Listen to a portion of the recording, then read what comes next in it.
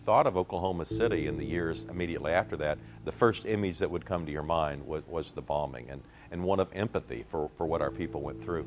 I also think, though, that it was a time that solidified the community, because it was almost if in the wake of that bombing, and remember we had already been through an economic collapse like the rest of Oklahoma through the 80s and early 90s, it was almost as if the people in Oklahoma City grabbed hands, pulled each other up, and dared the world to pull us apart.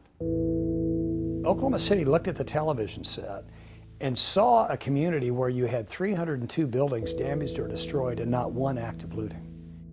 Everybody was so attentive to the goodness and the courage of people from out of state helping us.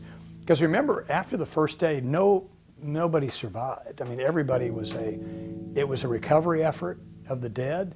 And here these guys that didn't know us, including the Oklahoma City family, would go into that building that was shaking and obviously very unstable and bring out the dead. That kind of courage needed to be identified and rewarded with thank yous, and we did it, but most of it, I think, was really spontaneous. It's just the way Oklahoma people are. We're also, though, asking the citizens of Oklahoma City to do a few additional steps this 20th anniversary. We're asking them to do one act of service, one act of honor, and one act of kindness. And when they do it during the month of April, that they'll do it in remembrance of the 168 people that gave their life.